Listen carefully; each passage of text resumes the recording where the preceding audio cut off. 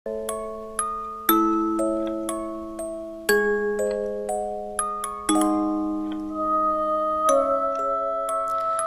alam manusia, Pulau Mas hanya berupa rawa-rawa yang bersisian dengan muara laut Jawa. Persisnya berada di Kampung Pulau Mas, Desa Centigi Sawah, Kecamatan Cantigi, Kabupaten Indramayu, Jawa Barat. Di atas rawa-rawa seluas puluhan hektar itu, menurut terawangan goib, berdiri komplek istana dengan bahan terbuat dari emas murni. Kerajaan yang sangat megah itu dipimpin oleh sesosok raja jin yang sangat sakti, bergelar Raden Werdinata dengan mahapatihnya yang juga cukup tersohor, yakni Mahapatih Jongkara. Alam gaib terbagi dua wilayah, yakni di atas bumi dan di bawah laut. Alam goib bawah laut dikuasai Nyi Ratu Roro Kidul untuk pantai selatan, sedangkan untuk pantai utara dikuasai Nyi Ratu Nawang Wulan. Oleh sebab itu, Pulau Mas juga dikenal sebagai tempat pesugihan. Tak hanya warga Indramayu, banyak orang dari luar Jawa pun mencari peruntungan membuat perjanjian dengan jin untuk mendapatkan kekayaan. Seperti kisah kali ini, Kang Maman akan membawakan kisah rantai tumbal pesugihan yang dilakukan satu keluarga sehingga satu persatu keluarganya lenyap hilang nyawa. Bagaimana kisahnya? Simak videonya sampai selesai. Salim duduk bersila di sana dengan jantung yang bergemuruh ketakutan. Hati dan pikiran tak karuan karena semenjak ditinggal oleh Mbah Cartip, suasana hening berubah menjadi riuh. Atun menjerit sekuat tenaga dan tiba-tiba di belakang Atun ada sesosok makhluk tinggi besar menggeram dan berkata, "Atun, giliranmu Balapati." Atun pun menjerit dan langsung terbangun dari tidur.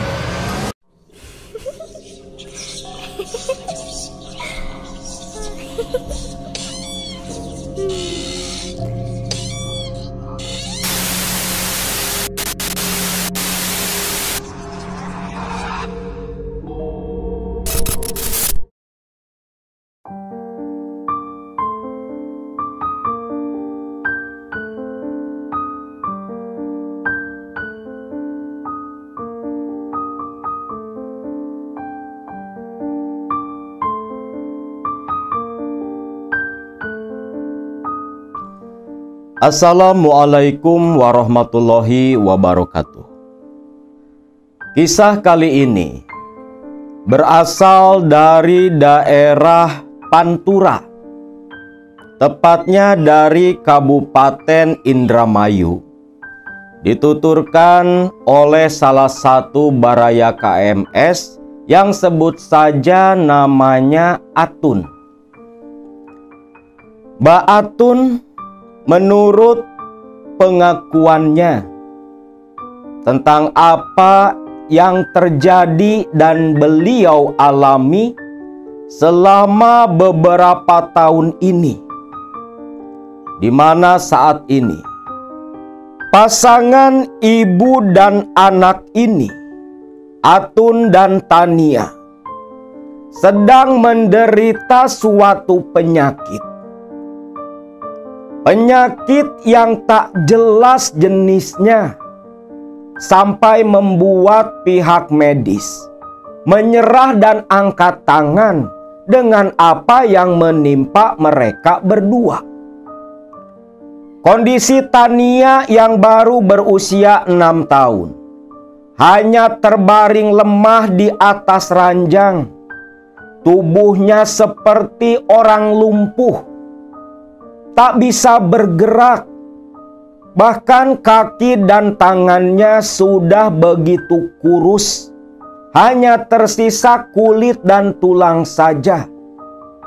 Sedangkan Atun, walau secara fisik seperti yang sehat, namun Atun sendiri selama beberapa tahun mengalami kondisi aneh berkaitan dengan jiwa dan mentalnya, di mana Atun merasa seolah dirinya hidup di dua alam yang berbeda. Awal kisah terjadi sekitar 15 tahun silam. Di Indramayu sana, Atun sewaktu baru lulus sekolah MTS, dikarenakan perawakannya yang bongsor, Atun oleh bapaknya yang bernama Carkidi langsung didaftarkan ke sebuah agen penyalur tenaga kerja untuk merantau ke luar negeri. Mungkin buat orang lain begitu kejam seorang bapak, orang tua kandung sendiri, menyuruh anak yang baru berusia belasan tahun bekerja ke luar negeri sana. Lulus MTS tentunya belum punya KTP. Namun saat itu, karena didukung perawakan yang bongsor, masalah KTP dan umur, itu bapaknya Atun memilih untuk menuakan umurnya Atun. Dan menurut cerita Atun, bahkan kisah atau cerita dari kawan-kawan Baraya KMS di Indramayu sana, hal seperti itu umum terjadi. Sudah seolah menjadi kebiasaan. Berangkat ke luar negeri bukanlah suatu hal yang dianggap tabu untuk gadis-gadis belia di daerah sana, walaupun tidak semua. Atun pun mau tak mau mengikuti keinginan orang tuanya. Dimasukkan ke PT. Di sana sambil menunggu waktu terbang ke luar negeri, Atun bertahan di sana sambil belajar apa-apa saja yang harus nantinya Atun lakukan selepas dia mulai bekerja di Taiwan. Singkat cerita, berangkatlah Atun ke Taiwan. Waktu itu, Atun mendapatkan job untuk menjaga lansia di daerah Taipei kalau tak salah. Selama bekerja di Taiwan, gaji Atun selalu dia kirim kepada ibu dan bapaknya, Carkidi dan Caswati. Uang kiriman Atun tentunya oleh orang tua Atun digunakan untuk membiayai kehidupan mereka. Semenjak Atun kerja di luar negeri, Carkidi memilih untuk hidup menganggur, mengandalkan uang dari kiriman hasil keringat sang anak. Karena buat Carkidi, saat itu sudah waktunya Atun untuk mulang tarima, membalas budi, karena ibu bapaknya melahirkan dan mengurus Atun hingga saat itu. Seiring berjalannya waktu, Atun pun mulai mengenal cinta. Semasa dia masih di Taiwan, Atun berhubungan jarak jauh dengan seorang lelaki yang bernama Salim, yang merupakan masih penduduk satu kampung. Bahkan rumahnya pun tidak terlalu jauh dari rumah si Atun. Hubungan itu sengaja disembunyikan agar tidak tercium oleh Carkidi dan Caswati. Karena Atun tahu ibu bapaknya pasti tak akan mengizinkan apabila Atun menjalin hubungan. Makin lama hubungan mereka semakin erat, walau tak bertemu. Tapi Atun sudah betul-betul jatuh cinta kepada Salim. Maka ketika selesai kontrak yang pertama, sebelum pulang ke rumah orang tuanya, Atun pun janjian dengan Salim di sebuah hotel di daerah Cirebon. Atun sengaja melakukan hal itu agar pertemuan mereka tidak membuat marah orang tuanya. Jadi sebelum balik ke rumah, Atun sama si Salim ini janjian nyewa kamar di sebuah hotel daerah Cirebon. Pertemuan pertama pasca berhubungan jarak jauh 3 tahun lamanya membuat Atun dan Salim langsung meluapkan rasa rindu yang sudah lama tertahan. Di hotel itu pun menjadi saksi bisu hubungan terlarang antara Atun dan kekasihnya. Bahkan di hotel itu pula Atun menyerahkan kesuciannya kepada Salim sebagai bukti kalau Atun bersungguh-sungguh ingin menikah dengan Salim. Salim seperti lelaki buaya pada umumnya. Dapat perawan ya digas. Apalagi Salim memang cinta nih sama si Atun. 2 hari 2 malam Atun dan Salim bergumul di dalam kamar hotel tersebut. Barulah selepas puas melakukan hubungan terlarang itu, Atun pun diantar Salim pulang ke kampungnya. Namun setibanya di batas kampung, Salim sengaja pergi terlebih dulu agar mereka berdua tak diketahui oleh para tetangga. Singkat cerita, 1 minggu lamanya Atun selepas pulang dari Taiwan, dia menjalani hari-harinya di rumah sang bapak. Dalam kesempatan itu pula, Atun dan Salim seling melakukan pertemuan setiap malam, menunggu Carkidi dan Caswati tidur lelap di malam hari. Namun satu ketika, sepintar-pintarnya mereka akhirnya melakukan suatu kecerobohan, di mana waktu tengah malam itu Salim dan Atun yang sudah begitu rindu, walau sebenarnya tiap malam ketemu nih. Maklumlah, 2 pasangan yang begitu dimabuk asmara. Malam itu Salim yang sudah tak tahan menyambangi kediamannya Atun tepat tengah malam.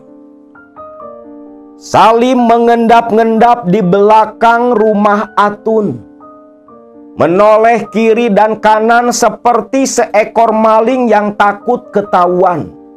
Yang dia tuju adalah jendela kamar Atun kekasihnya. Setibanya di bawah jendela, Salim mengetuk-ngetuk pelan kaca dari luar. Atun yang sedang tiduran seketika terbangun mendengar ketukan di jendela. "Siapa?" bisik Atun. "Tun, ini aku loh Tun, kekasihmu, Kang Masmu." "Loh, Kang Salim." Akang tunggu di luar," ucap si Atun. Atun pun berjalan berjinjit keluar dari kamar. Namun ketika pintu kamar dia buka dengan begitu pelan, kaget si Atun. Carkidi bapaknya ternyata tidur di ruang tamu. Atun pun pelan mendekat, memastikan kalau bapaknya itu tidur lelap. Namun siapa sangka, ternyata Carkidi sudah terbangun, bahkan melihat Atun anaknya berjalan ngendap-ngendap memperhatikan dirinya. Dalam hati Carkidi bertanya-tanya, "Ini anak mau ngapain? Ngendap-ngendap kayak maling." Carkidi pun pura-pura tidur saja.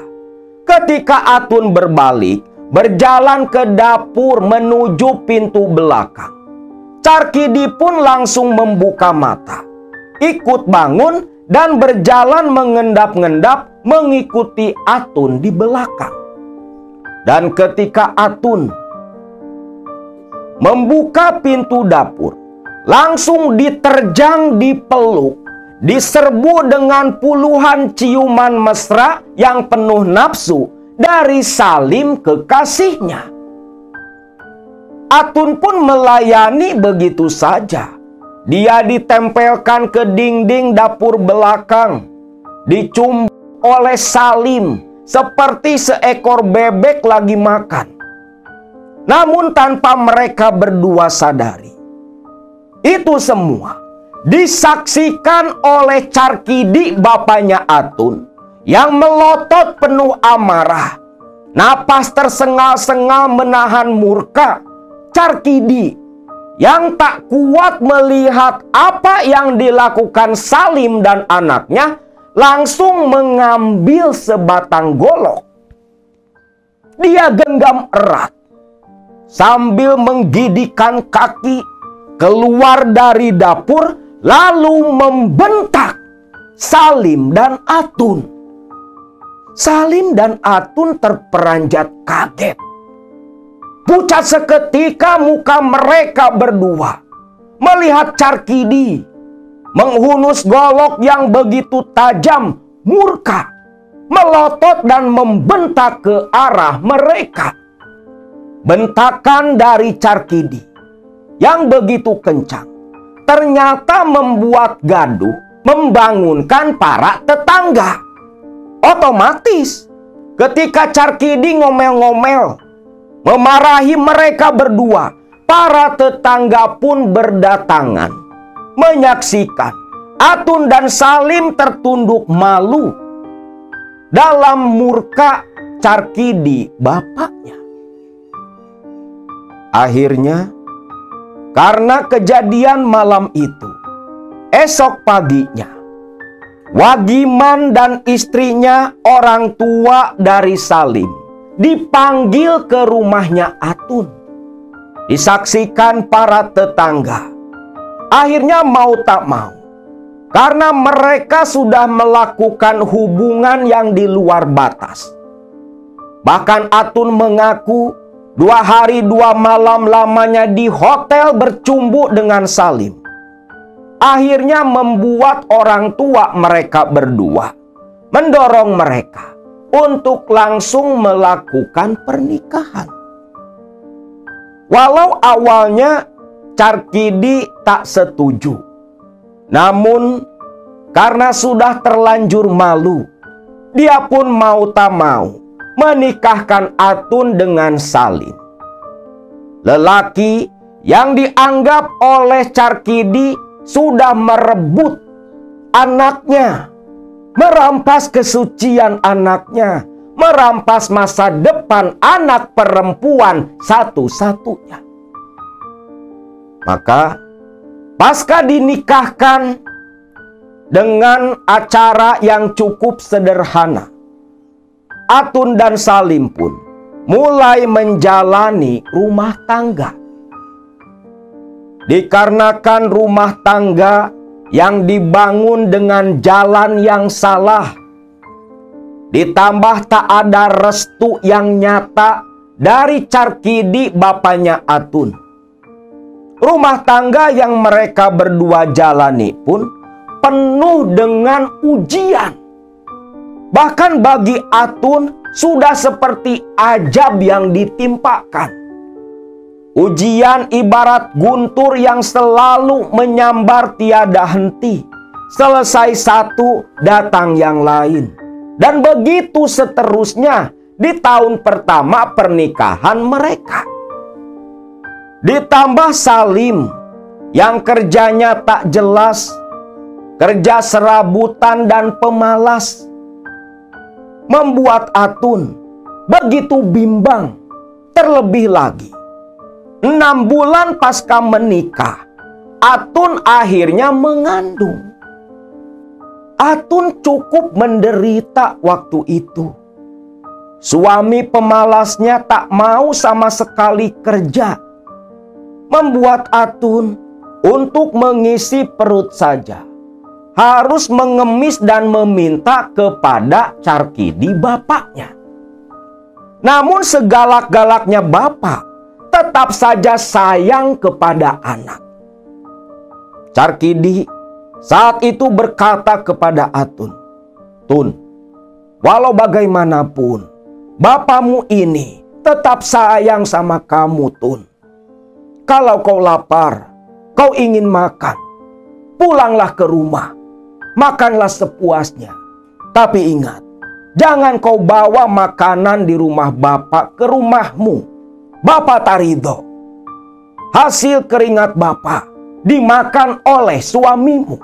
Biarkan suamimu itu minta ke orang tuanya sendiri." Atun pun hanya mengangguk saja, karena hanya bapaknya lah sandaran satu-satunya. Waktu pun terus berlalu. Atun akhirnya melahirkan seorang anak perempuan yang diberi nama Tania. Seperti yang sudah diprediksi oleh Carkidi, walau sudah punya anak, Salim tetap tak mau berubah. Semua kebutuhan Atun dan Tania anaknya selalu mengandalkan pemberian dari Carkidi. Akhirnya, ketika Tania genap berusia 8 bulan, Carkidi pun menyuruh Atun untuk kembali bekerja ke luar negeri. Atun ingat sekali, waktu itu ibunya pagi-pagi sekali datang berkunjung ke kediaman mereka berdua. Saat itu Atun sedang menyusui Tania sambil menyapu di halaman, sedangkan Salim masih tertidur lelap di dalam kamarnya. Melihat sang ibu yang datang, "Loh, ibu mau kemana, Bu?" "Tun, ibu sengaja datang ke sini disuruh bapakmu." "Loh, ada apa, Bu?" "Begini, Tun, bapakmu nyuruh kamu ke rumah. Katanya ada yang mau dibicarakan, bersangkutan dengan masa depanmu nanti, Tun." "Loh, ada apa, Bu?" "Sudahlah, secepatnya saja nanti kau lekas ke rumah. Bapakmu nunggu, katanya penting, Tun." Ucap Caswati, ibu si Atun. Atun pun hanya mengangguk saja. Siang hari selepas beberes di rumah, menengok ke kamar sang suami yang masih tertidur begitu pulas, Atun pun pergi menuju rumah orang tuanya. Ternyata maksud bapaknya memanggil dia. Bapaknya berkata waktu itu, "Tun, beberapa hari lalu Bapak habis silaturahmi dari Abah Cartim." "Abah Cartim? Abah Cartim? Abah Cartim siapa, Pak?" "Abah Cartim, dia itu sesepuh yang sering Bapak mintai tolong. Apa kamu ingat? 4 tahun lalu ketika kamu mau berangkat ke luar negeri, Bapak waktu itu kan ngasih air di botol yang berisi kembang. Nah itu air doa dari Pak Cartim." "Oh, maksud Bapak Pak Cartim teh dukun?" "Ya, seperti itulah. Pak Cartim itu tinggal di daerah Cantigi Kulon. Kemarin Bapak habis dari sana, Tun. Terus terang saja, Bapak mengkhawatirkan masa depan kamu dan anakmu. Karena kamu tahu sendiri, si Salim tak berubah walau sudah punya anak.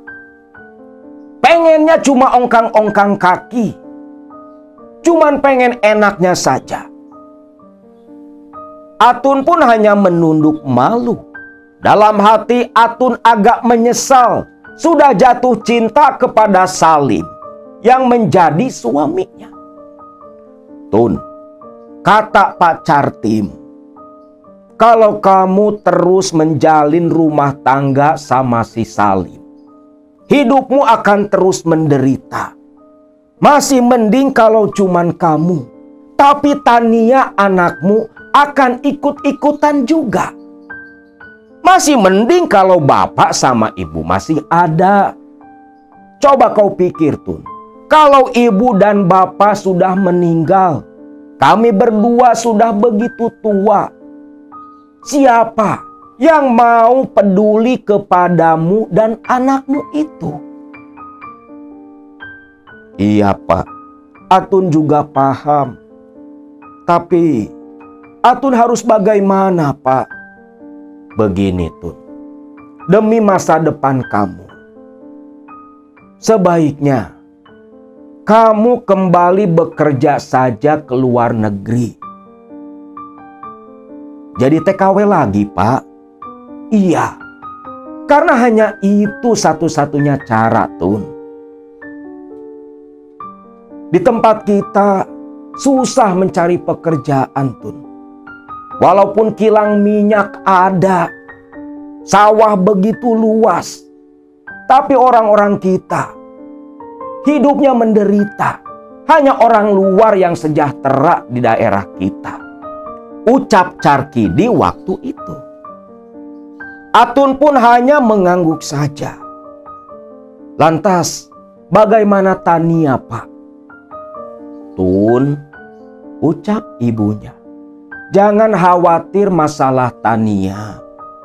Tania biar ibu dan bapak yang merawat. Toh selama ini, ketika kamu dulu tak tinggal dengan ibu dan bapak, ibu dan bapak begitu kesepian. Dengan hadirnya Tania, insya Allah membuat bapak dan ibu senang, tak merasa kehilangan anak, Tun. Ucap Caswati sambil tersenyum menggendong cucu pertamanya itu. Atun pun terdiam berpikir keras. Dia menimang-nimang baik dan buruknya. Sampai akhirnya Atun pun berkata kepada Carkidi bapaknya, kalau dia akan membicarakan dulu masalah itu dengan Salim suaminya. Alah, Tun, tak usahlah kau ngomong sama si Salim. Suamimu itu tak ada tanggung jawabnya. Tapi Pak, walau bagaimanapun, Atun ini istrinya Kang Salim. Atun terikat pernikahan. Apa yang akan Atun lakukan harus didiskusikan dulu dengan Kang Salim, Bu. Pak, ya sudah, terserah kau saja. Tapi ingat, Tun, apa yang Bapak sarankan itu demi kebaikan kamu. Akhirnya Atun pun pulang, sedangkan Tania diasuh oleh ibunya. Ketika Atun pulang ke rumah yang dia tinggali dengan suaminya, rumah itu rumah kontrakan. Kebetulan si Salim baru bangun keluar dari kamar, masih menguap dan ngilangin belek. Si Salim berkata, Tun, dari mana kamu, Tun? Bikinin kopi lah. Kakangmu ini loh, pengen ngopi. Sekalian, rokoknya ada. Astagfirullahaladzim, Kang. Jangankan kopi sama rokok, beras pun kan kita nggak punya, Kang. Alah, kau kan biasanya minta sama bapakmu itu. Kau pasti punya uang lah, Tun. Cepatlah, beli kopi sama rokok. Ucap si Salim membentak sambil berlalu ke kamar mandi. Astagfirullahaladzim, ya Allah. Kenapa dulu mau dinikahin sama Kang Salim? Akibat hal itu, membuat mantap hatinya Atun untuk mengikuti saran sang bapak kembali kerja ke luar negeri. Si Atun pun ke warung beli kopi sama rokok. Sampai di rumah, terlihat si Salim sudah duduk sambil tumpang kaki. Mana, Tun, rokoknya, Tun? Ini, Kang. Bagus. Bikinin kopinya. Cepat, jangan lama-lama. Atun hanya mengangguk langsung ke dapur. Gedeg sebenarnya dengar cerita dari Mbak Atun ini.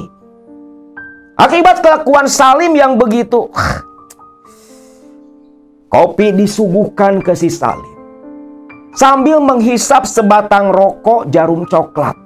Salim begitu menikmati suasana tengah hari yang sebenarnya panas, gak ada nikmat-nikmatnya. Sedangkan Atun lantas duduk di samping Salim. Masih ragu, namun dia menguatkan hati. Lantas mulai membicarakan perihal keinginannya untuk kerja kembali ke luar negeri. Loh, kapan Tun? Kapan kau mau kembali kerja ke luar negeri? Loh, Kang Salim gak marah? Ya enggak, Akang gak bakal marah. Kan kalau kamu kerja lagi di luar negeri, duitnya kan gede Tun. Nanti kau kirim ke suamimu ini. Nanti Kakang gunakan buat usaha, bangun rumah. Kamu jangan takut. Kakangmu ini bisa dipercaya kalau pegang duit. Atun hanya mengernyit kening. Bukannya sedih atau apa ditinggal bini mau ke luar negeri, ini malah nyuruh. Ya sudahlah Kang. Kalau memang Kakang mengizinkan, Atun akan secepatnya mengurus segala sesuatu ke PT yang dulu menyalurkan Atun ke Taiwan. Yo, mending ke Taiwan. Kalau tak ke Taiwan, ke Hong Kong. Duitnya gede. Jangan ke Saudi, kecil. Ucap Salim dengan begitu antusias. Sedangkan dalam hati, Atun begitu geram kepada suaminya. Singkat cerita, beberapa hari kemudian, Atun mendatangi agensi yang dulu mengantarkan dia, menyalurkan dia bekerja ke Taiwan. Atun yang memang sudah pengalaman, tidak kaku lagi seperti dulu. Selepas daftar dan segala macam urusan administrasi, paspor dan sejenisnya diurus, Atun hanya tinggal menunggu waktu pemberangkatan saja. Sedangkan Salim sebagai suami sekaligus bapak Tania, tak ada perjuangannya sama sekali ingin mengurus sang anak. Ketika tahu kalau anaknya Tania diurus oleh Caswati ibu mertuanya, Salim malah terlihat begitu sumringah. Mungkin dalam pikiran Salim, tiap bulan duit ngalir, anak diurus mertua, dia bisa hidup senang. Waktu pun berlalu, berangkatlah Atun kembali ke Taiwan. Namun, setelah bekerja di Taiwan, 1 bulan, 2 bulan, Salim mulai merasa heran. Wis 2 bulan si Atun kerja, 2 bulan jadi TKW. Kok si Atun belum ngirim duit juga? Pikiran Salim. Salim selama 2 bulan itu pun belum menghubungi Atun sama sekali. Akhirnya si Salim ini nelpon ke Atun. Gak pantas rasanya, bini keluar negeri udah 2 bulan gak pernah ditelepon sama sekali sama suaminya. Atun di Taiwan sana ketika mendapat telepon dari Salim suaminya, langsung dia angkat. Ono apa mas? Tun, ini wis 2 bulan loh Tun. Iya Kang, alhamdulillah Atun di sini dapat majikan yang baik Kang. Loh, bukan masalah majikan Tun. Kamu wis gajian Tun? Yo wis lah mas, tiap bulan kan gajian. Lah, duitnya mana Tun? Kok rekening masmu ini masih kosong Tun? Ya Allah mas, duitku, gajiku itu kan masih dipotong sama PT mas.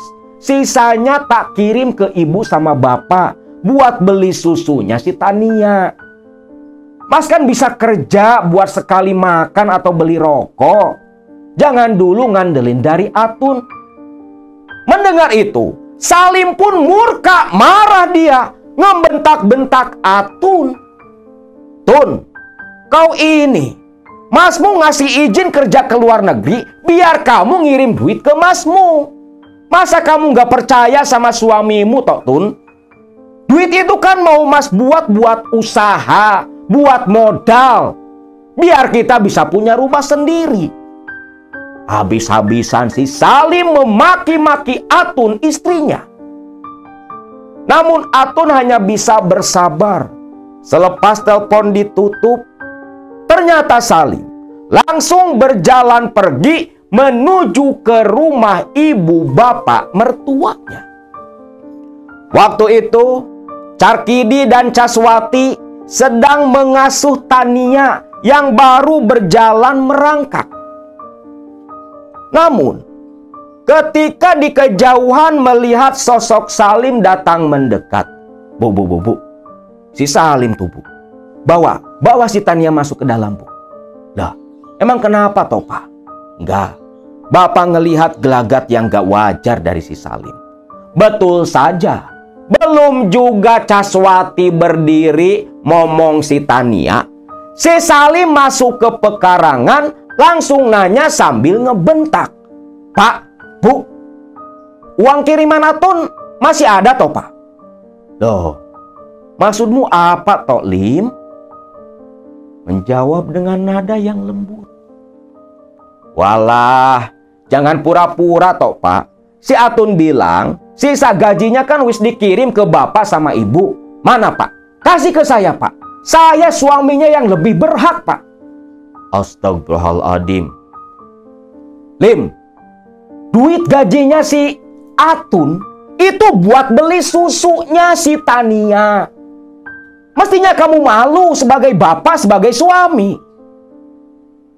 Alah, Pak, saya nggak peduli, Pak.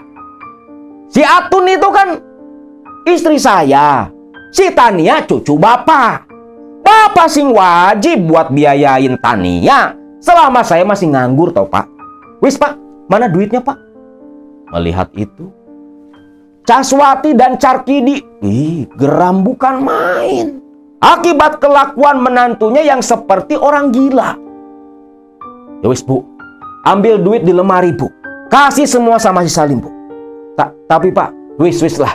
Masalah buat Tania, Bapak masih bisa nyari. Tapi ingat, Lim, sepulangnya nanti Atun dari Taiwan, jangan harap kamu masih menjadi suaminya Atun. Loh, ya nggak bisa, Pak. Kalau saya nggak nalak si Atun, ya nggak bisa cerai, Pak. Jinah nanti masuknya, Pak. Ucap si Salim, sok tahu urusan agama gitu kan. Sedangkan Carkidi hanya menggelengkan kepala. Selepas Caswati memberikan uang kepada Salim, Salim tersenyum menepuk-nepukkan uang di telapak tangan. Wis toh, Pak, aku pamit ya, Pak. Salim pun berlalu pergi dari halaman rumah Carkidi. Selepas perginya Salim, Carkidi pun langsung mengabarkan hal itu kepada Atun. Tentunya Atun di Taiwan begitu murka. Langsung nelpon si Salim, mencaci maki Salim yang sudah mengambil uang untuk biaya Tania. Tapi Salim tak peduli, malah balik ngamuk marahin Atun. Atun pun tak bisa berbuat apa-apa. Waktu pun terus berlalu. Gaji Atun akhirnya utuh juga. Tidak lagi dipotong oleh PT bekas biaya Atun berangkat dulu. Waktu itu Atun dapat gaji sekitar 8-10 juta. Uang itu semua dia kirimkan kepada ibu dan bapaknya. Namun ketika Salim datang seperti biasa menagih uang kepada ibu bapak mertuanya, Carkidi dan Caswati sama sekali tidak memberi sepeser pun kepada Salim. Tentunya hal itu membuat Salim begitu murka dan marah. Sampai terjadi kegaduhan melibatkan ketua RT setempat. Namun karena memang Salim dalam posisi salah, tak memenuhi kewajibannya sebagai suami dan ayah untuk Tania, masalah itu pun dimenangkan oleh ibu bapak mertuanya. Nah, di situ Salim betul-betul murka. Bahkan di depan orang begitu banyak, termasuk bapak mertuanya. Salim yang penuh amarah menjatuhkan talak kepada Atun di depan mereka semua. Tentunya hal itulah yang ditunggu-tunggu oleh Carkidi, karena dia tak mau masa depan anaknya suram hanya menjadi sapi perah untuk Salim, pemuda begajulan. Singkat cerita, 3 tahun kontrak di Taiwan selesai. Atun pun lantas pulang. Yang dilakukan pertama kali oleh Atun, dia mengurus perceraian dirinya dengan Salim, suaminya. Perceraian yang begitu penuh drama, di mana lucunya saat proses cerai di pengadilan, si Salim minta gonogini ke Atun. Soalnya dalam 3 tahun, si Atun dari hasil kerja di luar negeri, dia bisa bikin rumah permanen tepat di tanah bapaknya di bagian depan. Salim yang tak ikut andil apapun, dia minta bagian gonogini. Daripada ribut, Atun yang memang rizkinya saat itu begitu lancar, langsung memberi uang sekitar 20 juta kepada Salim. Singkatnya, perceraian pun terjadi. Resmilah Atun menjadi seorang janda. Orang tua si Salim,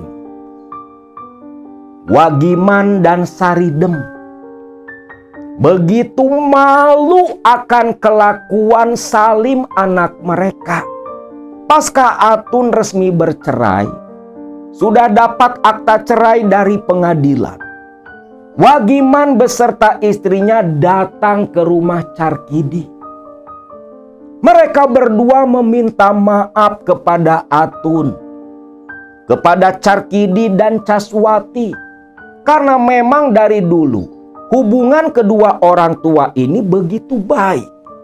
Wagiman tak mau hubungannya renggang gara-gara kelakuan si Salim anaknya. Carkidi berlapang dada memaafkan apa yang sudah terjadi. Wis tok mas, kita ini dari dulu kan berteman mas. Jangan sampai gara-gara masalah si Salim, kamu jadi ngerasa malu buat datang silaturahmi ke rumahku. Wagiman, sejak dari dulu hubungan kita begitu dekat. Wislah, jangan dipikirkan. Itu sudah jadi masa lalu. Yang penting, aku titip. Tania ini cucu kita juga. Darah daging kita. Sama-samalah kita merawat Tania. Wagiman pun begitu senang mendengar perkataan Carkidi yang seperti itu. Hari demi hari berjalan seperti biasa. Dari tabungan hasil kerja di luar negeri,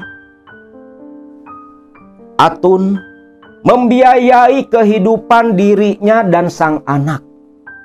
Sedangkan Salim sebaliknya, walau sudah dapat uang 20 juta dari Atun, yang dihabiskan hanya dalam beberapa hari, dia poya-poya main perempuan.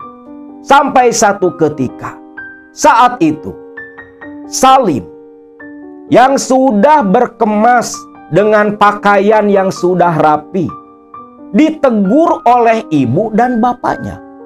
Lim, mau kemana malam-malam kayak gini?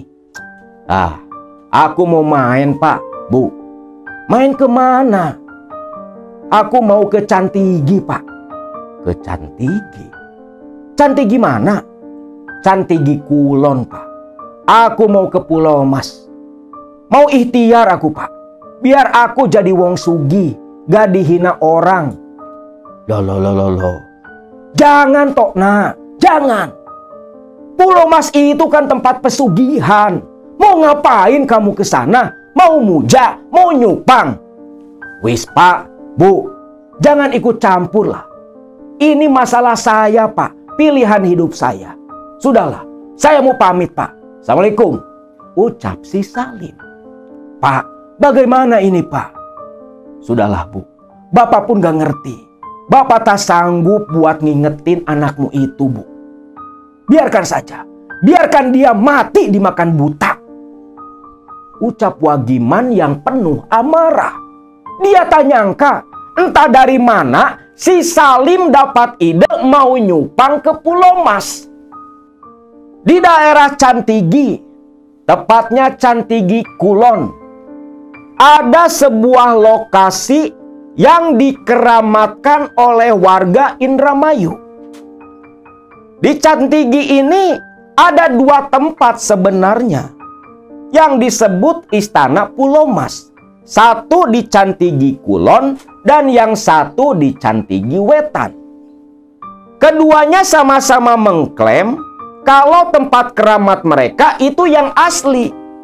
Namun sebenarnya yang di Cantigi Wetan itu hanyalah pelataran istana gaib kerajaan Pulau Mas, yang dimana dalam sejarah Babad Indramayu, sesuai dengan apa yang tertuang dalam naskah, dulu Raden Arya Wiralodra, seorang bangsawan keturunan Majapahit dari daerah Bagelen, Jawa Tengah, tepatnya dari daerah Banyu Urip, anak ketiga dari Tumenggung Arya Gagak Singalodra.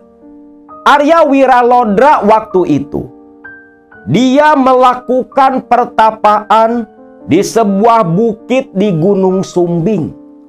Dalam 3 tahun pertapaannya, Arya Wiralodra mendapatkan wangsit untuk pergi ke arah matahari terbenam, tepatnya ke lokasi lembah Sungai Cimanuk, untuk membuka padukuhan yang nantinya akan menjadi sebuah negara yang bisa diwariskan ke anak cucunya Arya Wiralodra, di mana negara itu nantinya akan subur, membuat warga penghuninya makmur. Wangsit itu pun langsung Arya Wiralodra sampaikan kepada ayahandanya. Dengan berat hati, ayahanda Wiralodra, Tumenggung Gagak Singalodra, mengizinkan sang anak untuk pergi merantau ke daerah jauh sana. Maka ditemani oleh punakawannya yang begitu sakti dan setia bernama Ki Tinggil, Arya Wiralodra pun mulai melakukan perjalanan. Konon katanya 3 tahun lamanya Arya Wiralodra dan Ki Tinggil melakukan perjalanan menuju ke arah matahari terbenam. Sampai tibalah di sebuah sungai besar yang disangka Arya Wiralodra itu adalah Sungai Cimanuk. Namun ketika Arya Wiralodra dan si punakawan Ki Tinggil tidur beristirahat di pinggiran sungai, datanglah seorang lelaki tua yang bernama Ki Sidum membangunkan mereka. Wiralodra bangun dan langsung bertanya, apakah betul daerah itu adalah daerah Sungai Cimanuk? Namun Ki Sidum berkata, kalau Sungai Cimanuk sudah terlewat. Waktu itu Wiralodra dan Ki Tinggil tepat berada di daerah Sungai Citarum. Wiralodra pun sedikit menyesal, lalu meminta petunjuk kepada Ki Sidum untuk ditunjukkan lokasi Sungai Cimanuk yang dia tuju. Lalu Ki Sidum memberi seekor kidang kencana sebagai penunjuk arah, yang langsung saja diikuti oleh Wiralodra dan pengiringnya. Lantas setibanya di daerah lembah Sungai Cimanuk, Wiralodra dan Ki Tinggil sesuai dengan wangsit yang dulu 3 tahun lalu dia terima di Bukit Gunung Sumbing. Mulailah Wiralodra menebang pepohonan di sekitaran lembah Sungai Cimanuk untuk dijadikan sebuah pedukuhan. Namun siapa sangka, ternyata di daerah itu sudah terlebih dulu ada yang menghuni dari golongan bangsa jin, di mana di sepanjang Sungai Cimanuk lokasi Arya Wiralodra itu adalah wilayah kekuasaan Mahaprabu atau Maharaja Budipaksa yang membawahi 12 kerajaan kecil bangsa jin.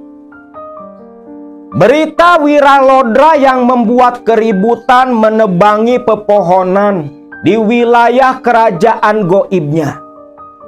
Maharaja Budipaksa beserta dengan Mahapatih Bujarwis langsung turun tangan menegur Arya Wiralodra agar menghentikan perbuatannya.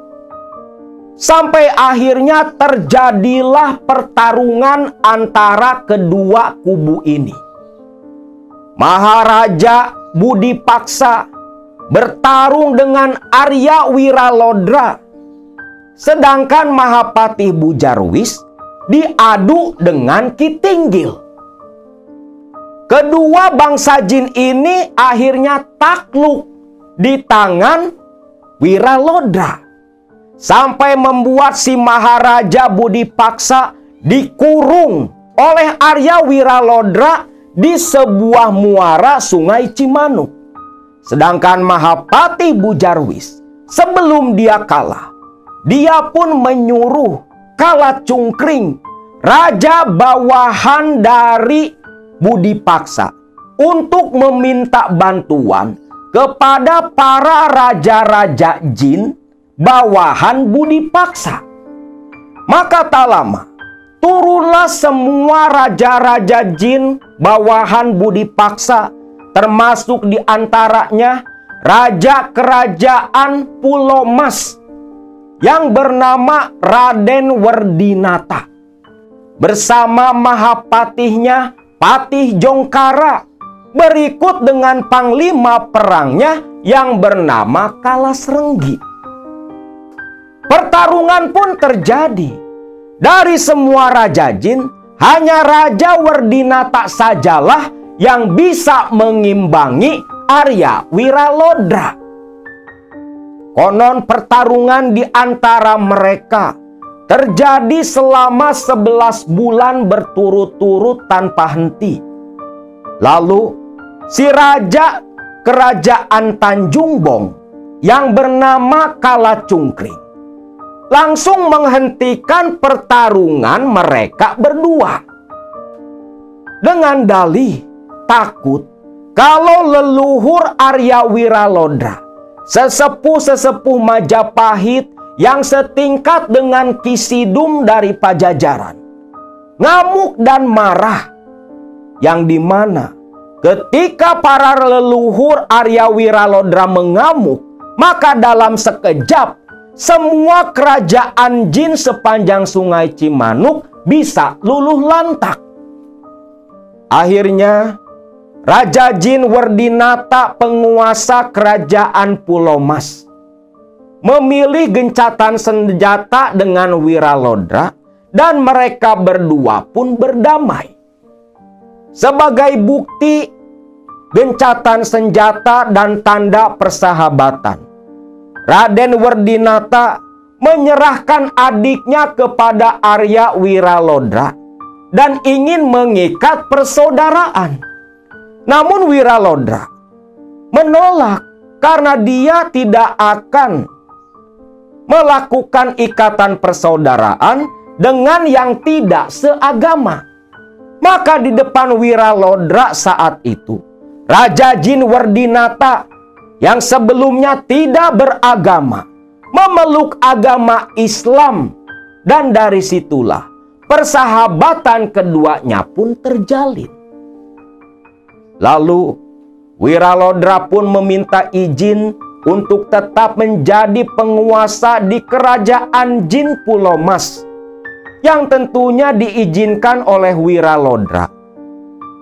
Dan Werdinata bersumpah akan membantu warga-warga kerajaan Wiralodra yang sekarang menjadi Kabupaten Indramayu, membantu dalam berbagai kesulitan.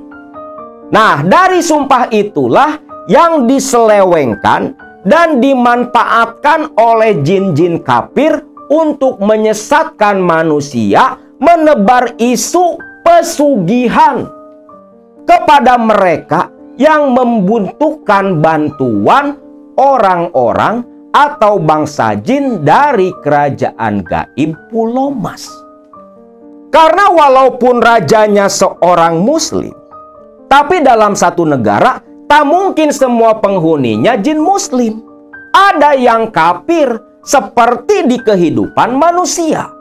Jin-jin kafir inilah yang memanfaatkan hal itu, menggoda dan menyesatkan anak manusia. Itulah sepintas sejarah kerajaan jin Pulau Mas di Cantigi Kulon. Salim sekeluarnya dari rumah ibu dan bapaknya mengendarai sepeda motor dari hasil gonogini dengan Atun mantan istrinya. Lantas langsung pergi menemui Mbah Cartim di Cantigi Kulon, yang menurut kabar yang diterima oleh Salim dari salah satu kawannya yang pernah ziarah ke Pulau Mas, Mbah Cartim ini adalah juru kunci dari istana Pulau Mas di Cantigi Kulon. Namun sebenarnya, kalau malam hari pergi ke rumah Mbah Cartim, itu tak ada orang yang berani karena sering mendapat gangguan dari makhluk gaib. Sedangkan Salim, walau sudah mendengar hal itu dari kawannya, dia tetap nekat. Betul saja, sepanjang perjalanan ke rumah Mbah Cartim, berbagai gangguan Salim alami. Dari mulai berbagai penampakan dan sejenisnya. Tapi itu semua tidak membuat Salim gentar, karena Salim punya rasa ingin balas dendam dan membuat Atun beserta Tania menderita. Salim playing victim, pelaku merasa jadi korban. Tapi itulah manusia. Tepat jam 10 malam, sampailah si Salim ini di gubuk tempat tinggal Mbah Cartim. Salim pun beruluk salam di depan gubuk, memanggil-manggil Mbah Cartim. Yang tak lama pintu gubuk pun terbuka. Mbah Cartim melotot dan menatap tajam ke arah Salim. Ditatap sedemikian rupa, seperti yang meneliti Salim dari ujung rambut sampai ujung kaki. Salim pun merasa risih. Dia menundukkan kepala, sesekali mengangguk sambil tersenyum. "Wis, masuk," ucap Mbah Cartim. Salim terkejut dong. Begitu kasarnya ucapan Mbah Cartim. Salim pun masuk ke dalam mengikuti. Lalu dipersilahkan duduk oleh Mbah Cartim. Dan tanpa banyak basa-basi, Mbah Cartim langsung bertanya maksud tujuan si Salim datang ke sana. "Ada tujuan apa? Malam-malam seperti ini kamu datang ke gubuknya Mbah?" Begini Mbah, saya ada perlu Mbah. Mau minta diantar ke Pulau Mas Mbah. "Mau apa? Mau apa kau datang ke Pulau Mas?" Anu Mbah, saya mau pesugihan kamu." "Nah itu Mbah, saya mau pesugihan Mbah." "Siapa namamu?" Namaku Salim, Pak. Salim. Dari mana? Salim pun menjelaskan, dia berasal dari Indramayu juga. Hanya saja berbeda kecamatan dengan tempat tinggalnya Mbah Cartim. Loh. Sebentar. Apa kau kenal dengan orang yang bernama Carkidi dan Caswati? Carkidi, Caswati, Mbah. Yo kenal loh, Mbah. Ibu bapaknya si Atun toh, Mbah. Iya, ibu bapaknya si Atun. Apa kau kenal? Yo kenal, Mbah. Saya ini mantan menantunya, Mbah. Loh, jadi kamu ini mantan menantunya si Carkidi? Iya, Mbah. Sebentar, Mbah. Ini ada apa, Mbah? Apa Mbah Carkim kenal sama Pak Carkidi dan Bu Caswati? Yo kenal. Dulu mereka berdua pernah datang kemari, minta diantar ke Pulau Mas juga. Waduh, pesugihan, Pak? Bukan pesugihan. Tapi mereka berdua minta tolong ke Simbah buat nyingkirin menantu durhakanya, menantu pemalasnya, suaminya si Atun. Pucat pasi wajah si Salim. Ternyata main dukun juga si Carkidi. Jadi, Mbah, selama ini sisi lain penyebab saya bercerai sama si Atun itu dari Pulau Mas toh, Mbah.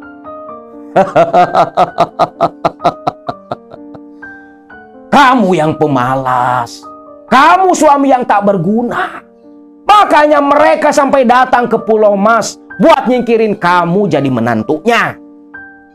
Pahamlah si Salim, kalau ternyata selama ini ada campur tangan orang-orang gaib, bangsa jin dari istana Pulau Mas dalam perceraian rumah tangganya. Yang walaupun sebenarnya gak dibantu jin pun ya pasti bakal cerai. Lawang si Salim gak mau kerja, gak tanggung jawab ke anak istrinya. Namun disinilah seolah Simbah Cartim itu memutar balik fakta, membuat suatu konspirasi untuk semakin menjerumuskan si Salim. Mbah, tolong saya, Mbah. Antar saya ke Pulau Mas, Mbah. Saya mau balas dendam, Mbah. Sebaiknya kau pikir ulang. Sekali kau melakukan perjanjian dengan Raja Jin Istana Pulau Mas, tak ada jalan kembali. Wis, Mbah. Aku wis yakin, Mbah. Aku wis siap. Opo bae sarate aku siap, Mbah. Bagus. Kalau seperti itu, datanglah kembali nanti malam Selasa Kliwon, 2 minggu lagi. Datanglah ke sini. Kita bersama-sama ke Pulau Mas. Simbah langsung yang akan menuntun kamu sampai berhasil.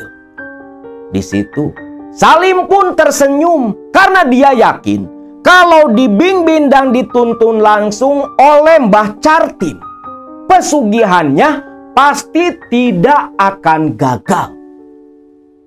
Maka selepas itu Mbah Cartim pun menjelaskan kepada Salim apa-apa saja yang harus disiapkan untuk melakukan ritual di Istana Pulau Mas, di mana menurut Mbah Cartim sesaji harus disediakan oleh Salim berupa kembang 7 rupa, cempaka, dan kembang kantil, minyak wangi, dupa dan kemenyan, nasi tumpeng beserta bakakak ayam, dan beberapa buah-buahan seperti apel, pisang raja, buah pir, buah manggis, anggur hijau dan anggur merah, beserta minuman sekumplitnya. Itulah sesaji yang harus disediakan Salim apabila ingin ritual di istana Pulau Mas. Salim pun mencatat baik-baik itu semua di HP-nya. Selepas itu, Salim pun pamitan pulang. Sesuai perjanjian, hari Selasa Kliwon atau malam Selasa Kliwon, Salim akan datang menjemput Mbah Cartim untuk melakukan ritual di istana Pulau Mas Cantigi Kulon. Waktu berlalu, tak terasa sudah mendekati hari yang dijanjikan. Salim mulai melakukan persiapan, namun untuk masalah tumpeng dan ayam bakakak, menurut Mbah Cartim, itu nanti disediakan oleh seseorang di daerah Cantigi Kulon, yang bisa dibilang masih asistennya Mbah Cartim. Singkatnya, sore hari Salim pun langsung menuju kediaman Mbah Cartim. Mbah Cartim seperti yang sudah sedia, sudah singkil pakaiannya, mengenakan baju serba hitam beserta ikat kepala, layaknya seorang juru kunci tempat-tempat keramat.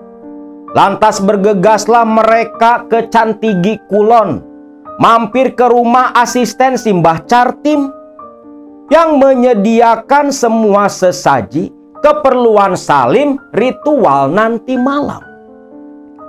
Lalu selepas maghrib, Cartim dan si Salim sambil menenteng berbagai sesaji, mereka berjalan kaki melewati pematang tambak-tambak udang, karena sekitaran Pulau Mas Cantigi Kulon itu tambak-tambak udang milik warga mengelilingi area itu. Jadi lokasi Pulau Mas itu seperti pulau kecil. Kalau tambak lagi banjir udah kayak pulau di tengah lautan. Karena dulunya memang daerah itu masih daerah laut, menurut cerita yang dipercaya oleh warga di sana. Singkatnya, setelah tiba di lokasi Cantigi, Pulau Mas Cantigi Kulon, Salim melihat di situ ada sebuah bangunan semi permanen yang menurut Mbah Cartim, di dalam bangunan itulah ada dua patung penguasa laut. Yang satu patung Dewi Nawang Wulan, penguasa pantai selatan yang konon katanya diberi gelar juga dengan nama Roro Kidul. Lalu satu lagi adalah patung penguasa pantai utara yang bernama Dewi Lanjar atau nama lainnya Dewi Nawangsari. Dan setahu Akang, memang Nawang Wulan dengan Nawangsari itu kakak beradik. Dewi Nawang Wulan ditunjuk jadi penguasa pantai selatan, sedangkan adiknya yang bergelar Dewi Lanjar ditunjuk jadi penguasa pantai utara. Sedangkan wilayah daratan di Indramayu itu katanya dikuasai Raja Jin Istana Pulau Mas yang bernama Raden Werdinata, yang kekuatannya masih di bawah penguasa pantai utara. Jadi ada penguasa darat dan ada penguasa laut, teritori yang berbeda di dimensi bangsa jin sana. Begitu masuk ke area Pulau Mas, Salim terkejut karena di situ ada beberapa patung tepat di samping bangunan utama. Mbah Cartim pun menjelaskan satu persatu patung di sana. Patung yang berbentuk buaya, yang merupakan perwujudan buaya putih penunggu Sungai Cimanuk. Lalu ada seekor kepiting raksasa yang diberi nama Kepiting Rakata, yang konon menurut Mbah Cartim adalah penjaga lautan. Lalu di situ pun ada patung ular naga yang bernama Naga Andini, dan ada sebuah tunggul pohon yang ditutupi oleh kain putih. Semua dijelaskan satu persatu oleh Mbah Cartim. Lantas Salim pun berkata, "Mbah, apa kita langsung melakukan ritual?" "Tidak. Sebelum kita menghadap ke Ibu Ratu Pantai Utara dan menghadap ke Dewi Nawangwulan, kamu harus mensucikan dirimu terlebih dulu di sumur yang dijaga oleh Wiranata dan Suranata." "Sumur? Sumur mana, Mbah?" Lalu si Mbah Cartim menunjuk ke sebuah sumur yang ada di sana. Salim pun hanya menurut saja. Lalu Salim mengikuti Mbah Cartim. Sesampainya di sumur, Salim disuruh menanggalkan semua pakaiannya, lalu dimandikan dengan air sumur yang tak lupa ditaburi pula kembang 7 rupa. Ketika dimandikan oleh Mbah Cartim inilah Salim yang duduk bersila sambil memejamkan mata. Salim merasa seperti berada di tengah keramaian, yang di alam nyatanya kan tak ada siapa-siapa, cuma mereka berdua. Tapi Salim mendengar suara riuh manusia yang berbicara dalam bahasa yang tidak dimengerti oleh Salim, seperti sedang mandi di tengah alun-alun kota. Rasa takut mulai hinggap di hati Salim. Bulu kuduknya berdiri meremang, sedikit bergetar. Namun selepas proses dimandikan selesai, suara-suara aneh tadi pun langsung menghilang.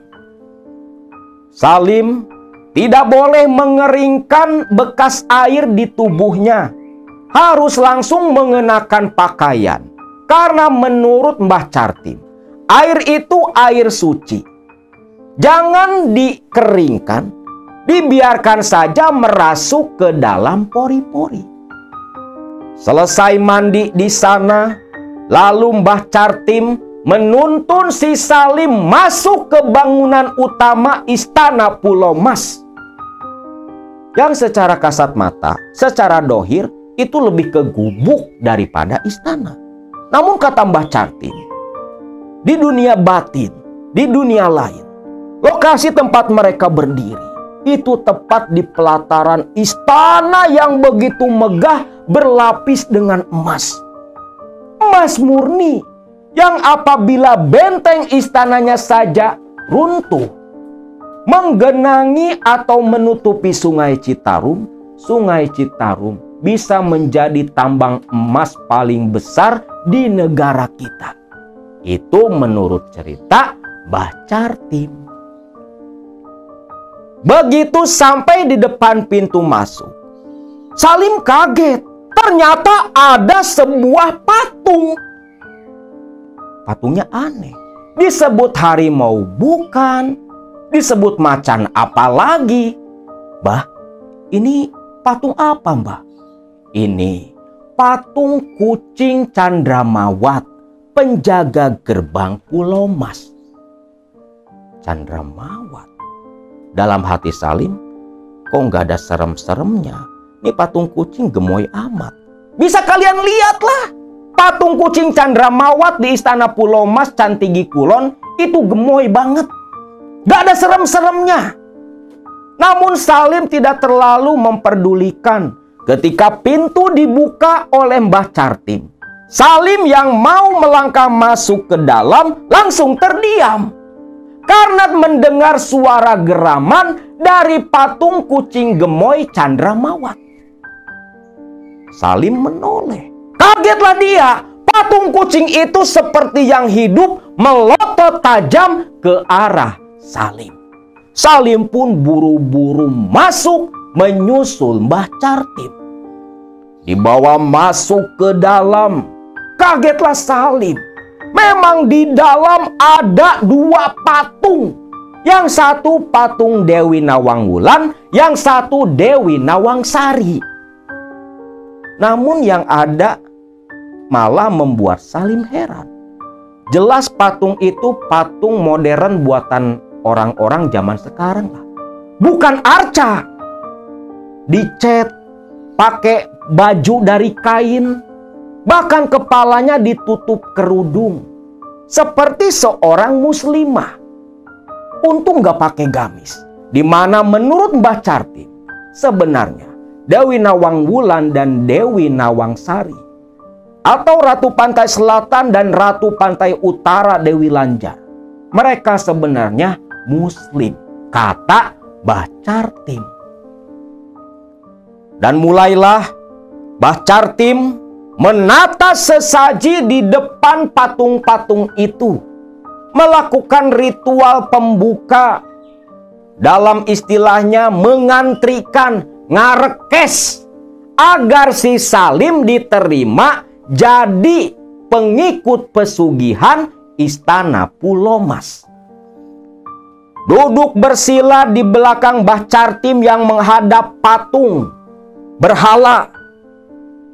Salim mulai mengikuti apa yang diinstruksikan oleh Mbah Cartim. Ketika kemenyan dibakar, dupa menyala, hawa mistis makin menguat dan terasa begitu kental.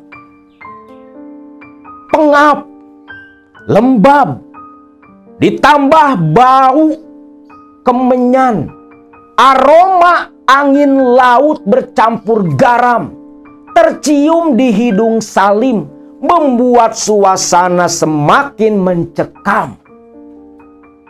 Hening, sepi, tak terdengar suara apapun. Salim seolah masuk ke dunia lain, ke dimensi yang berbeda. Namun itu tak lama. Mbah Cartim mengakhiri semedinya dan mengajak Salim melanjutkan ritual utama, menyembah patung Dewi Lanjar, penguasa pantai utara. Salim hanya ngekor saja di belakang. Ritualnya sama seperti tadi. Bakar kemenyan, bakar dupa, nasi tumpeng disimpan di sana dengan sesajin komplit yang sudah mereka bawa. Duduk sila di belakang Mbah Cartim. Setengah jam lamanya, barulah Mbah Cartim menoleh ke belakang. Lantas dia berkata, "Salim, sampai di sini saja Simbah menuntunmu. Selanjutnya, itu tinggal urusanmu dengan Dewi Nawang Sari atau penguasa Istana Pulau Mas, kerajaan gaib di lokasi ini. Simbah akan menunggu di luar." Tapi Mbah, apa gak akan terjadi apa-apa Mbah? Tenang saja. Simbah sudah mendaftarkan kamu, meminta izin agar kamu jadi dan diterima pesugihan di tempat ini. Karena hakikatnya kita menagih janji dari Raden Werdinata, Raja Jin Istana Pulau Mas. Dulu beliau berjanji membantu orang Indramayu dari kesulitan hidup, kesulitan ekonomi. Simbah tunggu di luar. Baik Mbah. Mbah Cartim pun bergegas keluar, meninggalkan Salim seorang diri. Salim duduk bersila di sana dengan jantung yang bergemuruh ketakutan. Hati dan pikiran tak karuan karena semenjak ditinggal oleh Mbah Cartim, suasana hening berubah menjadi riuh. Berbagai macam suara didengar oleh Salim. Suara langkah-langkah kaki, suara seperti orang bertransaksi di pasar, suara riuh manusia yang saling beraktivitas, saling berbicara. Begitu jelas di telinga Salim. Bukan hanya suara, bahkan gerakan-gerakan makhluk tak kasat mata itu terasa betul, seolah mengitari dan mengelilingi Salim. Tak sampai di situ saja. Malam itu, entah jam berapa, namun perasaan Salim sudah hampir lewat tengah malam. Di dalam ruangan tempat Salim tirakat menghadap patung berhala Dewi Nawangsari, tiba-tiba muncul hembusan angin yang cukup kencang. Namun anehnya, hembusan angin kencang itu tak menyentuh benda-benda yang ada di dalam, hanya memutari sekitaran tubuh Salim. Selepas suara angin yang riuh berhenti, terdengar oleh Salim suara tawa yang begitu menggelegar, membuat Salim terhenyak, hampir lari ketakutan. Namun sebelum itu terjadi, ada suara yang menegur Salim. Salim sontak langsung membuka matanya. Tepat di hadapannya ada sesosok makhluk tinggi besar berwujud manusia. Mukanya begitu garang penuh wibawa, layaknya seperti seorang panglima perang, lengkap dengan senjata di tangan kiri dan kanannya. Diikuti beberapa orang seperti hulu balang. Sosok itu pun mengaku dia memperkenalkan diri sebagai panglima dari Raden Werdinata, Panglima Kalasrenggi. Kagetlah Salim. Ternyata cerita tentang Panglima Kalasrenggi, bawahan Prabu Werdinata dan Mahapatih Jongkara, itu betul-betul nyata, bukan hanya sekedar kisah, tapi sudah ada duduk dengan gagah di hadapan Salim waktu itu. Entah benar atau tidak, atau hanya jin kafir yang mengaku-ngaku saja, sosok yang mengatasnamakan Kalasrenggi membuat kontrak perjanjian dengan Salim, di mana Panglima Kalasrenggi menyanggupi membantu Salim menjadi orang kaya raya di alam manusia. Tetapi dengan imbalan, Panglima Kalasrenggi meminta Tania, anak Salim dan Atun. Salim awalnya kaget. Tapi Salim karena memang dari mulai Tania dikandung sampai lahir, tidak pernah mengurus dan tidak bertanggung jawab. Tak ada ikatan batin dari ayah kepada anak. Maka dengan entengnya, Salim pun menyanggupi permintaan si jin kafir yang mengaku sebagai Panglima Kalasrenggi. Namun ternyata dipinta di sini bukan dipinta langsung mati.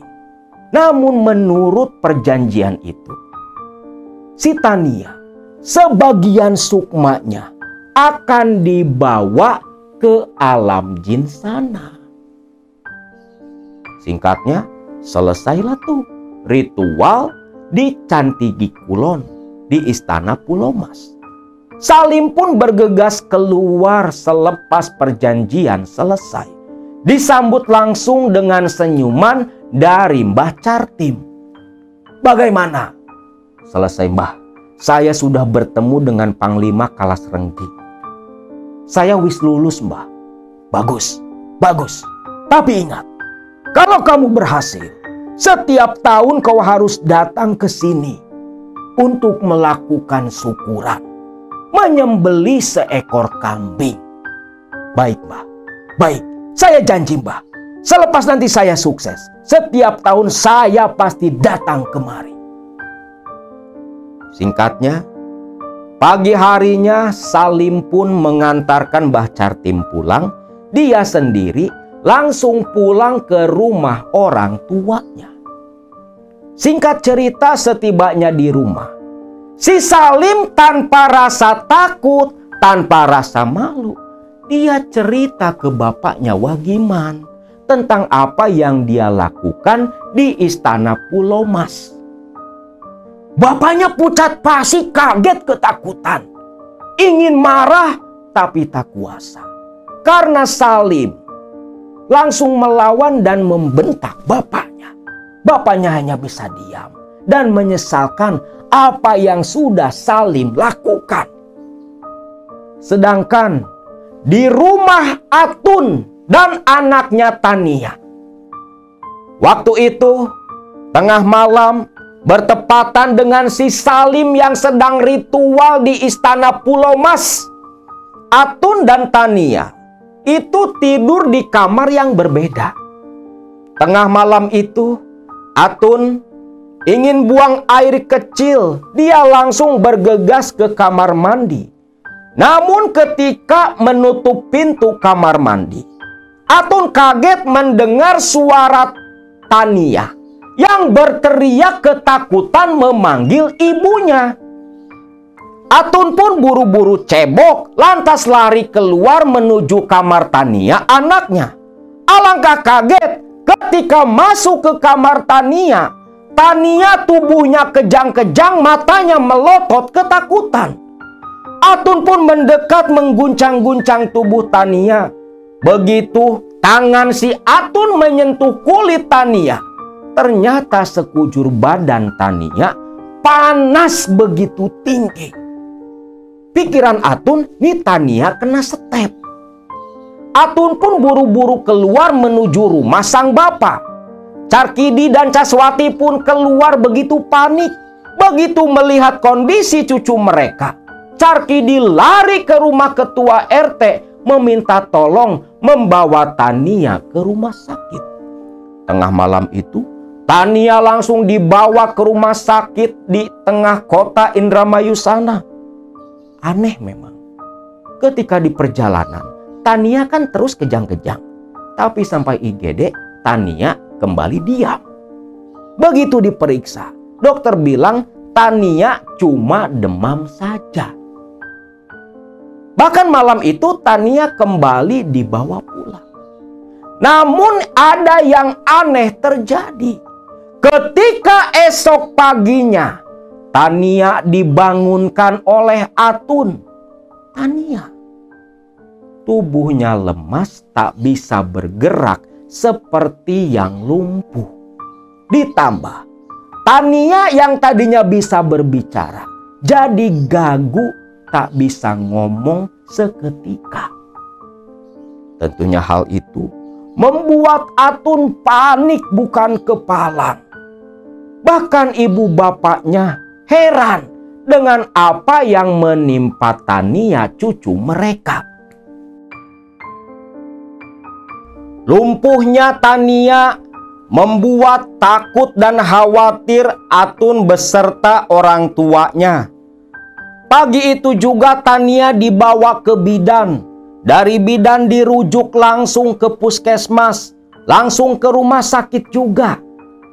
Pihak rumah sakit pun mengatakan kalau Tania lumpuh akibat demam semalam. Begitu tak masuk akal. Semalam demam, pagi langsung lumpuh. Perawatan pun dilakukan, obat diberikan. Namun selepas kembali pulang ke rumah, Tania yang hanya bisa terbaring lemah, kata yang keluar dari mulutnya tak jelas, hanya bisa aa, membuat ibunya si Atun menangis. Nenek kakeknya pun sama, khawatir dengan apa yang terjadi kepada Tania. Hari berganti terus berlalu. Pengobatan ke medis dan non medis dilakukan. Namun tak ada yang bisa menjawab apa sebenarnya penyakit yang diderita oleh Tania. Namun yang diingat oleh Atun, ketika Tania lumpuh pulang dari rumah sakit waktu itu, Wagiman, mantan mertuanya, bapak si Salim, datang ketika mendengar cucunya sakit. Begitu sampai di rumah Atun, melihat kondisi Tania dan cerita dari Atun kalau Tania teriak ketakutan dan badannya panas demam, membuat Wagiman terperanjat. Matanya melotot seperti yang syok dan kaget. Ternyata Wagiman ingat cerita dari si Salim ketika pulang dari Cantigi. Maka dengan nada yang begitu lembut seperti yang berbisik, "Tun, ada yang mau Bapak ceritakan, Tun. Tolong panggil bapakmu juga." "Ada apa, Pak?" "Ini urusannya dengan Tania, keselamatan Tania, dan mungkin menyangkut keselamatan kamu juga." Di situ Atun merasa heran. Lalu Carkidi pun dipanggil oleh Atun. Di rumah Atun, di ruang tamu, Carkidi, Wagiman, dan Atun pun berbicara. Lalu Wagiman menceritakan apa yang sudah dilakukan oleh si Salim. Kagetlah Carkidi kalau Salim melakukan ritual di Istana Pulau Mas Cantigi Kulon, lokasi yang dulu dia datangi bersama Mbah Cartip. Marah seketika, murka si Carkidi. Maka bersama dengan Wagiman, Carkidi yang menenteng golok langsung menuju ke rumah Wagiman mau melabrak si Salim. Namun ketika sampai di rumah, Salim tak ditemukan keberadaannya. Di mana menurut istri Wagiman, ibu si Salim, Salim ketika pulang langsung mengemas pakaian. Katanya ada pekerjaan di Jawa Tengah sana. Carkidi pun ngamuk bukan main.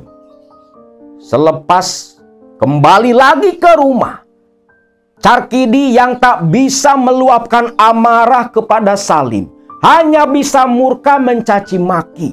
Sedangkan keberadaan Salim tak diketahui karena orang tuanya sendiri pun tak tahu kemana sebenarnya si Salim ini pergi. Bahkan selepas itu si Salim ini seolah menghilang dari peradaban. Tak diketahui alang ujurnya, tidak diketahui di mana keberadaannya. Sedangkan kondisi Tania makin lama semakin parah.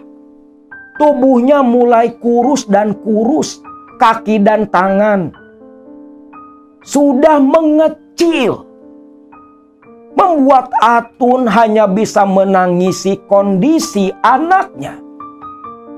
Di tahun itu pula, selepas 1 tahun si Salim ini menghilang, Atun sudah menikah lagi dengan lelaki yang merupakan kawan atau kenalan dulu sewaktu kerja di Taiwan.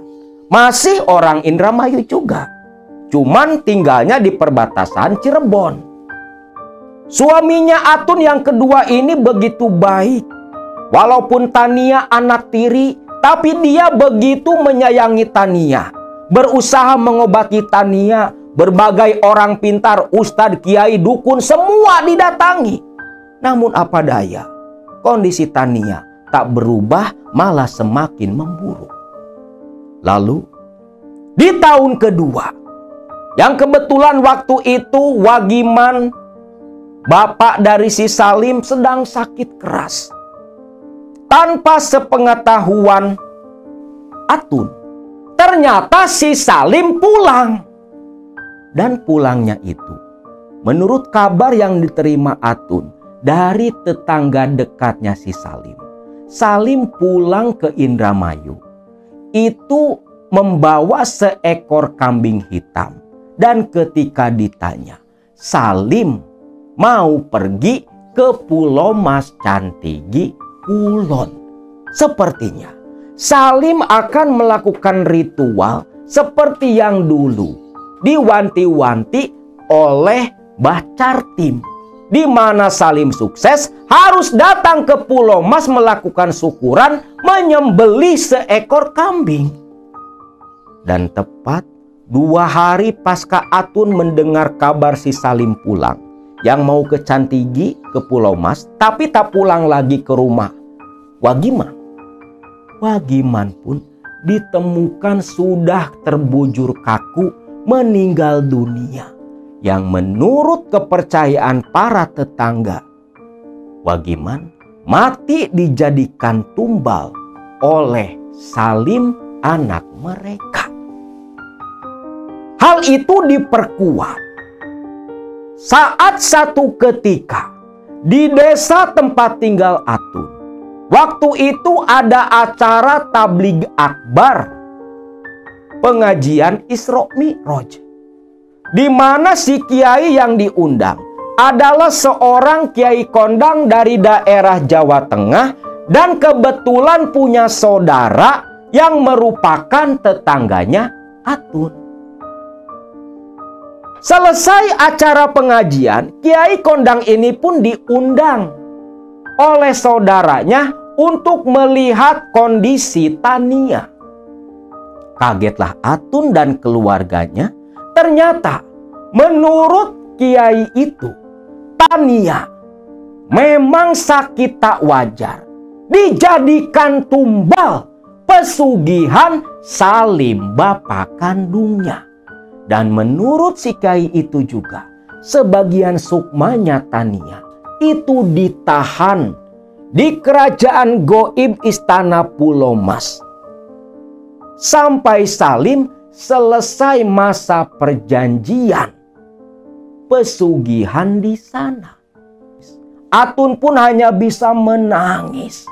Sedangkan si kiai ketika diminta tolong untuk membebaskan sukmanya Tania, dia angkat tangan tak sanggup karena itu di luar kemampuannya.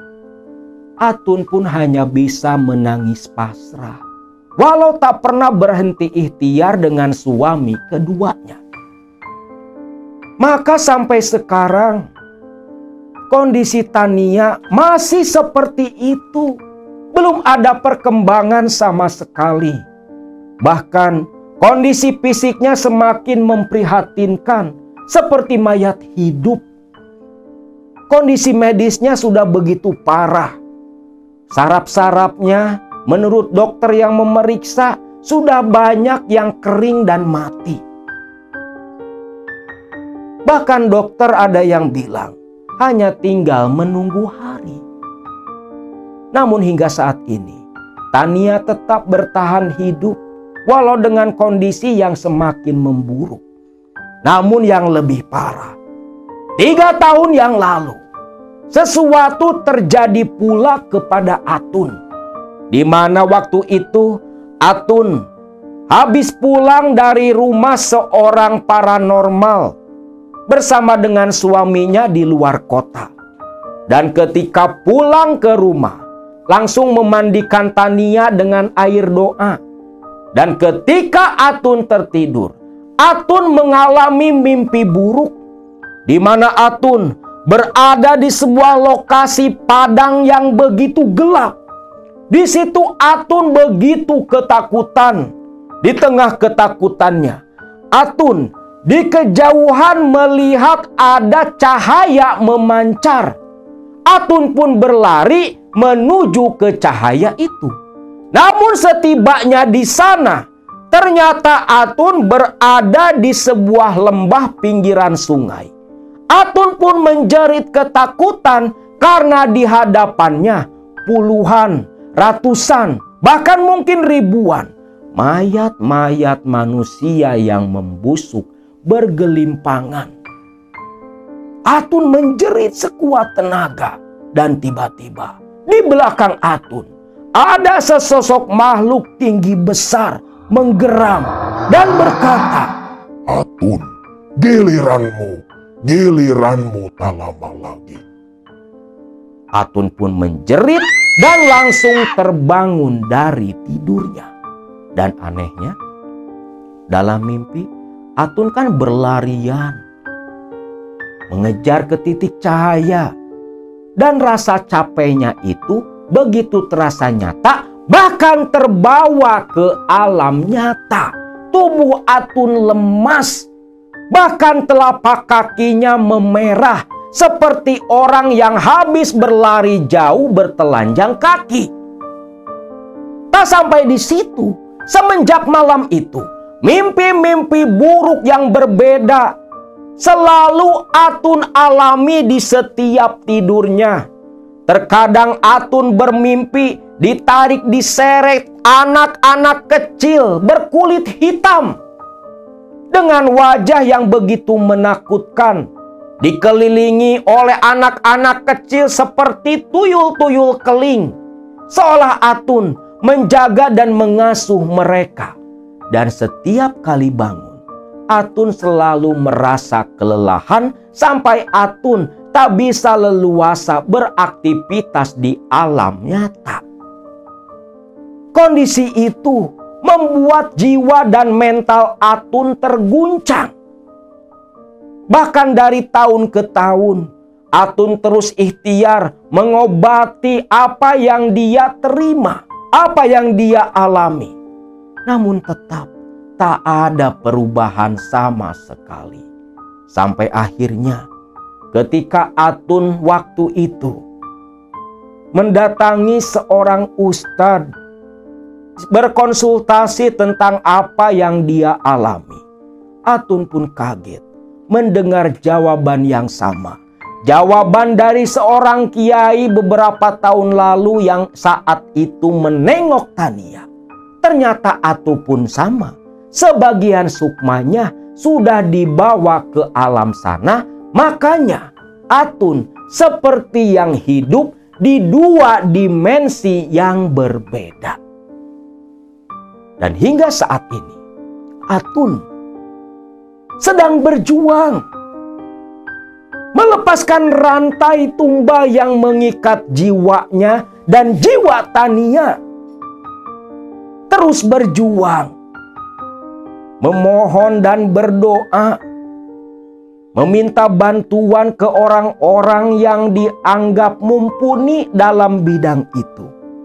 Dan hingga saat ini Atun tak berhenti, terus berjuang. Dan Atun yang saat ini dalam proses penanganan, dalam proses penyembuhan, kita doakan bersama.